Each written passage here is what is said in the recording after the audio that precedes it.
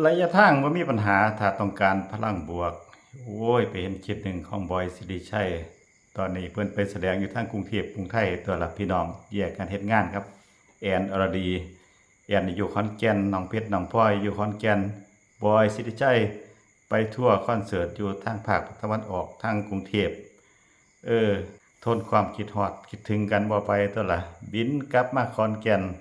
ได้มาอยู่จักมื้อก็เอาว่าซั่น มาเอาพลังบวกมาอยู่กับครอบครัวเออระยะทางบ่มีปัญหาว่าสั้นก็แม่นอยู่เนาะพี่น้องเนาะการสื่อสารการเดินทางซุมื้อนี้มันสะดวกสบายบินกลับไปกลับมากรุงเทพขอนแก่นกรุงเทพนี่บ่ได้มีปัญหาเลยถ้าหัวใจเรียกร้องเป็นการแบ่งเวลาทำงานกับแบ่งเวลาของหัวใจตัวละเฮ็ดงานทั้งเทื่อการแสดงอยู่ถึงการไปทั่วการไปแสดงกับคารวานใหญ่หมอลำใจเกินร้อยทั้งสีบริหารทั้งสีร้องสีรำเองมันก็ต้องการพลังบวกได้พี่น้องหลงถ้าบ่มีเบื้องหลังบ่มีครอบครัวที่คอยหนุนหลังที่เข้าใจกลับไปต่อบ่ได้บริหารเวลาให้ลงตัวมาเห็นเพิ่นอยู่หาดมาเห็นเพิ่นอยู่เฮือนอยู่ซ่านก็นำกันก็มีความสุขก็อินไปกับเพิ่นตั่วล่ะครอบครัวตัวอย่างครอบครัวหนึ่งครอบครัวศิลปินที่เพราะว่าการสร้างผลงานหรือการเป็นFamily Man เป็นพ่อตัวอย่างครอบครัวตัวอย่างศิลปินทุกคนก็เอาไปเป็นแบบอย่างได้เด้อย่างบอยสิริชัยนี่เพิ่นก็บ่ให้ขาดตกบกพร่องเฮ็ดงานหลายมันก็เครียด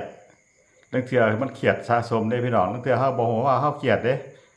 กลับบ้านกลับเรือนอยู่กับครอบครัวก็ได้พลังบวกมาเติมพลังบวกเอาพลังบวกไปสร้างความสุขให้กับ FC ด้านหน้าเวทีช่วงนี้เพิ่นก็ออนทัวร์อยู่ทางกรุงเทพกันยาวๆก็ยัง FC ที่ก็หนาแน่นเต็มเวที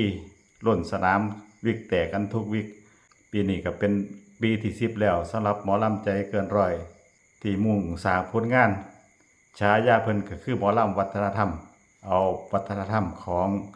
คนอีสานไปเผยแพร่ให้คนอยู่ทางไกลได้เบิ่งโดยเฉพาะคนที่อยู่ภาคอีสานนี่ละไปทำงานทำการทางกรุงเทพกรุงไทยคือฮอดบ้านฮอดซองได้ไปเบิ่งหมอลำก็ได้เยียวยาจิตใจเฮ็ดให้มีความสุขจังว่าบ่ว่าไปแสดงหม้องใดแฟนๆก็แน่นเวทีตลอดสำหรับหมอลำใจเกินร้อยที่ไปออนทัวร์ทางภาคตะวันออกทางภาคกลางเทื่อนี้ฝากกดติดตามกดไลค์กดแชร์เพื่อเป็นกำลังใจให้ลุงซักได้เฮ็ดคลิปต่อไปแบบนี้อีกยาวพี่น้อง